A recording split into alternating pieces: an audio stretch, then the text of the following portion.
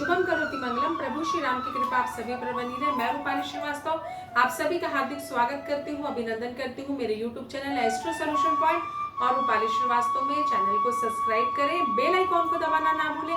अगर आपको वीडियो अच्छा लगता है तो इसे लाइक और शेयर करना बिल्कुल भी ना भूलें। स्क्रीन पर दिखाए हुए नंबरों पर कॉल कर आप मुझसे अपॉइंटमेंट भी ले सकते हैं। सबसे पहले आज हम आपको शुभकामनाएं देते हैं हरितालिका व्रत की। यह व्रत तीजा के नाम से भी फेमस है। यह व्रत हम 21 अगस्त दिन शुक्रवार को मनाने जा रहे हैं।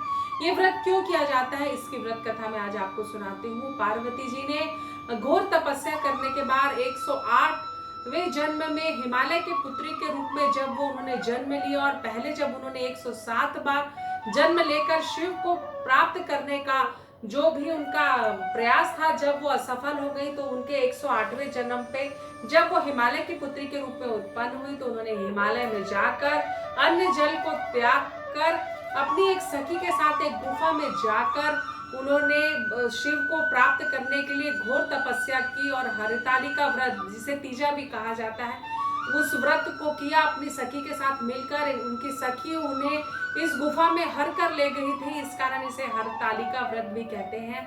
जब उन्होंने घोर तपस्या की और इस दिन शिव का पूजन किया तो इसी दिन इस पूजा के प्रभाव से शिव और पार्वती का पुनर्मिलन संभव पाया और पार्वती ने शिव को अपने पति के रूप में पाया। तो इस दिन कहा जाता है कि जो भी सुहागन स्त्री या कुंवारी कन्या शिव और पार्वती का पूजन करती है उसे अखंड सौभाग्य की प्राप्ति होती है और जिनका विवाह नहीं हो रहा हो उनके विवाह के योग बनते हैं। तो इस दिन पूरी श्रद्धा पूर्वक फुलेरा लगाया जाता है। माता पार्वती और उनकी सखी की मूर्ति मिट्टी की मिलती है, उसे घर में प्रतिस्थापित किया जाता है, उनकी स्थापना की जाती है।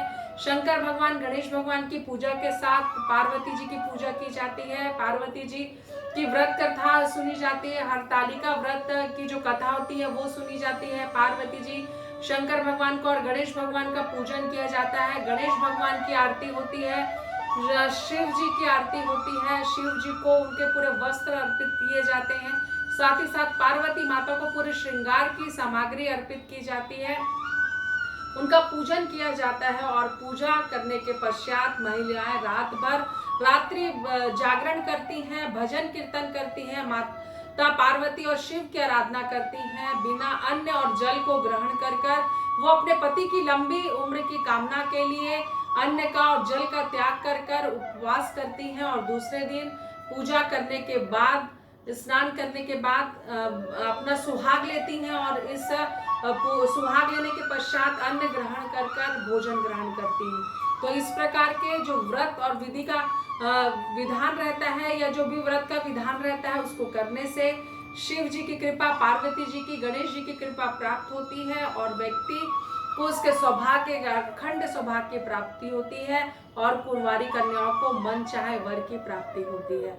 तो आपने जाना कि क्यों हम हरतालिका व्रत का पूजन करते हैं, तीजा का व्रत हम क्यों करते हैं। तो चलिए मैं आपको सभी को इंतजार रहता है कि हम किस मुहूर्त में इस पूजन को करें। तो अगर आप लाभ मुहूर्त में, लाभ चौघड़िया पर यह पूजन करना चाहते हैं तो आप शाम के 5:30 से 6 बजे के मध्य ये पूजा आरंभ कर सकते हैं। साथ ही साथ आप शुभ चौघड़िया में अगर पूजन करना चाहते हैं तो 8 बजे से 10 बजे के मध्य आप पूजन कर सकते हैं। और अगर आप अमृत चौघड़िया में ये पूजा करना चाहते हैं तो आप 11 बजे से रात के 1 बजे के मध्य यह पूजन कर सकते हैं।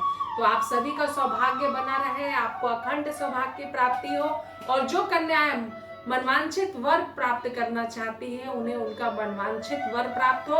ऐसी मनोकामनाओं के साथ आप सभी को हरतालिका व्रत की ढेर सारी शुभकामनाएं। एक बार फिर से आप सभी को रूपाली श्रीवास्तव का नमस्कार।